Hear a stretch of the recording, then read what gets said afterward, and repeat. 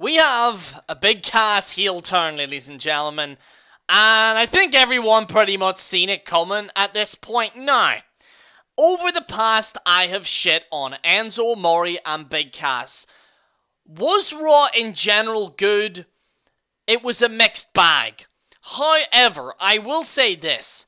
The last segment between Enzo, Mori, and Big Cass, while it did go on way too long, because you had Corey Graves. By the way, I really wish Corey Graves didn't talk over the video that we seen. That did take away the element away from it. Like Corey was just almost doing a reaction to it. I felt that was stupid. Corey, sit down, son. Sit down and get a decent haircut, big lad. I will say this. WWE did something that I hadn't seen in a while, and they actually showed somewhat of emotion. This goes back to stuff that I've said in the past, that I believe the real true way WWE progresses is not by having your so-called 5-star matches, such as, you all know what Dave Meltzer says and stuff like that. Like, no offense to the guy, but, I mean, But what I believe is that the future in wrestling is somewhat of good acting, somewhat of showing emotional prowess where people can get invested in a story. Now, I will say this. Cass did a very good promo. That, I think we can agree on that, okay? He did do a good promo. I felt Enzo did very well emotionally. He actually was crying. I don't know whether he was maybe crying because the tag team's breaking up and stuff like that. Even when they came down the ramp, if you actually look at Kaz briefly, it does look like it's their last kind of intro for a while. And stuff like that. In saying that, the segment did take quite some time. It was a bit too long. Big Show is probably going to go to SmackDown. The Revival came back. We'll see what the hell they do. Kurt Angle was just there. Kurt Angle was just there. Some people said that it was supposed to be Shelton Benjamin and someone, and Kurt Angle was going to have, like, a team with him. No. No. I'm glad they didn't do that. But the problem is with the story of Enzo, Mori, and Big Cass is that literally this was probably ripped from a Scooby-Doo episode. Scooby-Dooby-Doo, where are you? We know it's Big Cass. Because, like, when you watch Scooby-Doo, you kind of know who the villain is. And it's like the mask gets taken off. It's like, I would have gotten away with it if it wasn't for you meddling kids. It was somewhat like that. That was pretty much my criticism with it. However, I do believe Enzo and Cass acted very well in the segment. I think Enzo showing emotion, Cass showing passion in his promo, which I do like to see. Cass does, I mean, no offense, but Cass kind of has jugs, and we need to get that man a t-shirt. I don't want to see that shit. But that even being said, the ending segment, I want WWE not to do what they did, on Raw, but show somewhat of emotional prowess when it comes to wrestlers. I want to see more of that. You know what I mean? Like, I want to show passion, because it feels as if you've got one wrestler versus the other. Now, is this whole thing between Enzo and Cass gonna fail? It probably will be a short-lived feud, and then Enzo will probably go on SmackDown or Raw. Cass will probably go to SmackDown or Raw. They'll definitely split up, and that'll be it. Pretty much. Yeah.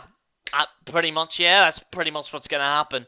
All in all, what other things happened on the show? The teddy bear thing, which we're gonna get into as well, right now on the show. So, let's go right down. Also, Braun Strowman returned. We had Samoa Joe versus Roman Reigns as well. So, let's get into the first segment. Roman Reigns SummerSlam announcement. So, I like this from Roman. Now, I know a lot of YouTubers, especially on YouTube, a lot of them shit on Roman Reigns for literally everything. You know, Roman Reigns got me a divorce. Roman Reigns lost my job. Roman Reigns took my cereal. You know, people blame Roman for the sake of blaming Roman. Roman did carry himself very well in the promo at this episode. I liked what they're doing with Roman, where Roman does seem more comfortable. Especially this week on Raw, he seemed more comfortable on the microphone. He looked like he just didn't give a shit. And I want to see more of that Roman. I want to see more of that Roman's like, this is my yard, I don't give a fuck what you people think. And almost like an anti-heel. If that makes sense. A lot of people might think, well, is he not an anti-hero or whatever? No, because he's hated, okay? An anti-hero is a bad guy that everyone cheers. Roman, I feel, is almost like an anti-heel, where he's not a bad guy. Like, he doesn't do malicious things, but he's booed. And I like that. It's somewhat different, because it's not like... It is somewhat like Johnny Cena, who I believe is an anti-heel, really. Especially a lot of years ago, back in 2011, he was definitely an anti-heel. But with Roman, I felt that he looked very comfortable on the microphone. He did carry himself very well, and for that, fair play to Roman. Roman doesn't get a lot of praise, you know, from a lot of YouTubers. A lot of them just shit on him for the sake of shitting on him. But I felt he did pretty well with that. Samoa Joe comes down and stuff like that. Oh yeah, Roman Reigns anointed himself the #1 contender for SummerSlam. So whoever's going to face, like, if it's Samoa Joe or Brock Lesnar, they're going to face, it's Brock Lesnar, I think. From the way it's set up, I think it's going to be Brock Lesnar versus Roman, or stuff like that, and whatever it might be. He might face Braun Strowman, I think, at, you know, the next pay-per-view. But I think that they probably will put an end to that and have Roman do other things outside that. We'll have to wait and see. We'll have to wait and see. There's been rumors that apparently it's Roman and Undertaker. I think at this point in time, possibly not. There's been also rumors that apparently Undertaker might be American Badass or something. There's been other rumors and shit, but who knows at this point? It's a long way away at this point. So Samoa Joe and Roman had a face-off. I felt it was pretty decent. Reigns eventually fought out of the Kimura clutch and blasted Joe with a Superman punch, sending him to retreat on the ramp. I thought that this was actually a pretty decent opening. And I do like this Roman that they're kind of doing now. Not the Roman, like, you know, please like me Roman, the I don't give a crap, boo me if you want Roman Reigns. Because that's something that I felt John Cena should have done. Because John Cena was like, yeah, I like the reaction, yeah. Like, that's why I don't like John Cena. Even now, I still don't like him. Because a lot of people say to me, well, Jerry, how can you like Roman Reigns, but you don't like John Cena? The problem is because John Cena, pretty much, when he came into WWE, ratings really did go down. You know, the interest of it went down. Especially, you know, if it wasn't for that CM Punk thing in 2011, people wouldn't have given a crap. But anyway, Hardy Boys versus Carl Anderson, Luke Gallows. This was actually a pretty decent match. A very solid match. This was this is how you do a tag match. I hate these tag matches where they do spots all the time, where they're jumping up and down and stuff. That's what I like about the Hardys. Like, the Hardys kind of, they add a dramatic feel to it. You know, is Jeff gonna go for a tag and stuff? I felt that was pretty decent. Hardy Boys defeated Carl Anderson and Luke Gallows. I thought that was pretty good. Finn Balor interrupts Eli Sampson. That's the guy with the guitar who gets interrupted every time he wants to play music. Or should I say, yeah, Finn Balor interrupts Eli Sampson. Balor versus Bo Dallas, should I say. Yeah, it was alright. It is what it is. It's pretty much, you know, just Finn Balor beating Bo Dallas. And we will see Bo Dallas again later on the show. Seth Rollins addresses Bray Wyatt. Didn't like this at all. The fact that, because with Bray, they haven't used him well. With Bray, he's supposed to be, you know, anti-terrifying when he loses all the time. You know, and Bray loses all the time. Like, please don't get... Like, yeah, he won the championship once, okay? But before that, he kept losing. And he kept losing, he kept losing, he kept losing. Even before he won this that championship, he hadn't won a single... actually, a title at all in WWE. So for people to think that Bray Wyatt is this great, you know, guy that can hold... He's not, really. I think momentum for Bray has somewhat gone down. You know, Bray Wyatt, I'm a god, yeah, I'm a god, and Rollins, you know, I'm this and I'm that, and I was just completely bored, to be honest with you. The cruiserweight match I skipped, couldn't give a crap, sorry. I heard it wasn't even great anyway. I thought it was just terrible. Roman Reigns versus Samoa Joe, pretty decent. It was a pretty decent match between the two, I felt. It was a pretty decent match. Braun Strowman came down. He attacked, well, he distracted Samoa Joe, pretty much strangled Roman Reigns, knocked him out cold. Samoa Joe won. Obviously, I think that might have been essential, you know, to show Joe that he's a legitimate threat against Brock Lesnar, even more of a legitimate threat. Braun Strowman comes in, slams him and stuff like that, saying it's not over. Blah, blah, blah, blah, blah, blah, blah. I felt that this was a pretty decent thing. I thought that was pretty decent of them to do that and stuff like that. So yeah. Miz TV with Maurice, this was the worst segment of the night. This was terrible. We have more Burrs. We have more Burrs. Apparently now, what the rumor is that Maurice will be gone now. I think, like, she won't be on the side of the Miz all the time. And the Miz is now setting up an actual group, which is, I think, called the Entourage or something like that. Curtis Axel and Bo Dallas are involved in it. So what happened was, as I'm sure you're all probably aware, I was watching Righty's video. He made a quick video on it, and I wasn't even going to review Raw. And as soon as I seen that Righty video, which I'll post in a link in the description below, I seen like two Burrs beating up Ambrose, and I'm like, okay, I'm gonna have to shit on this. It was terrible. It was just terrible. So yeah, Curtis Axel and Bo Dallas, they were persuaded to join the Miz. I wish that they maybe wouldn't have done that backstage segment, because it kind of, who cares? It was a shit segment anyway. Who gives a crap? Anyway, yeah, Curtis Axel and Bo Dallas were dressed as Burrs. They then attacked Ambrose. You got two people in Burrs costumes. This is terrible. This is why WWE's dying. This is why people aren't watching this, people. This is why people aren't watching this crap, okay? And it'll be interesting to see what the ratings are like. I think they'll be slightly higher compared to last week. But at the same time, I think people generally don't give a goddamn crap. This was terrible. Terrible, terrible, terrible, terrible, terrible. Awful. Ambrose looks weak. Miz looks weak. Curtis Axel and Bo Dallas look even weaker than what they did before. The whole thing was terrible, ridiculous. Stop the Burr thing. It's not funny.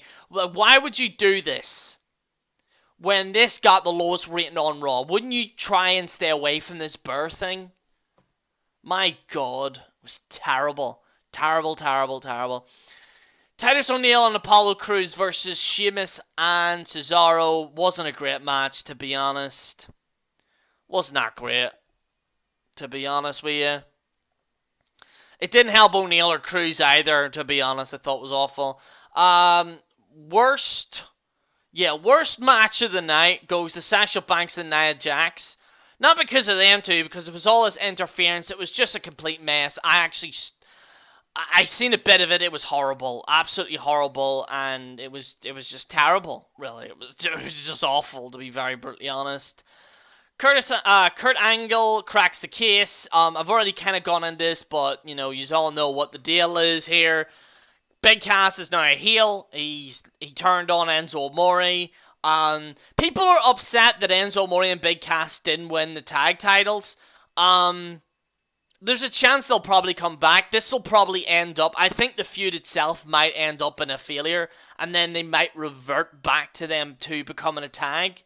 Unless Kaz then goes to SmackDown, and because I think the draft is actually soon. They might actually do the draft, I think, sometime this summer. So, who knows?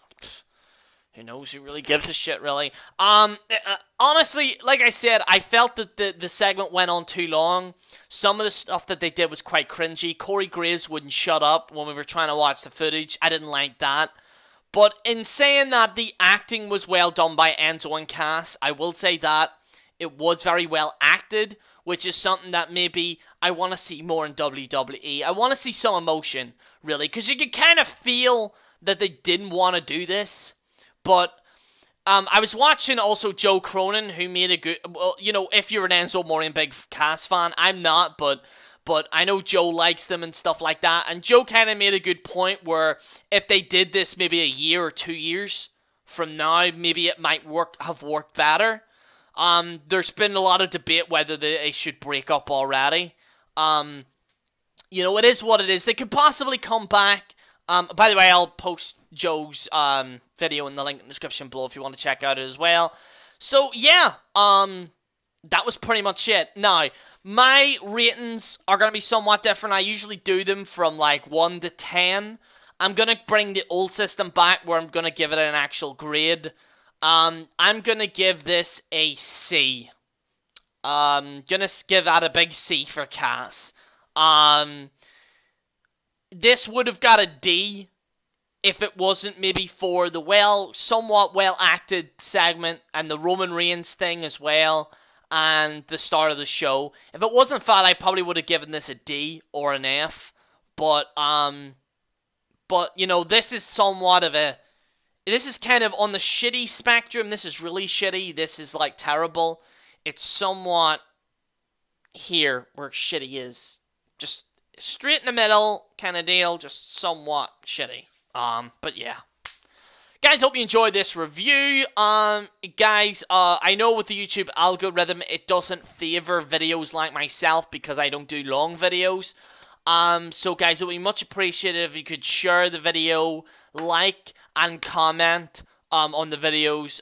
It would really make a hell of a lot of difference because, you know, with the YouTube algorithm, they want us to make 3-hour shows, and I know what guys are like. They can't watch a 3-hour show or a 2-hour show. I mean, you're watching 3 hours of this, and then you're watching an hour-long review, you know, or 2-hour, 3-hour review. It's very hard to do so. If you want to show your support, like the video and comment and subscribe as well. We actually got a lot of good... We actually got, more subscribers than we've ever had now over the last month because I've now uploading more regularly and stuff like that.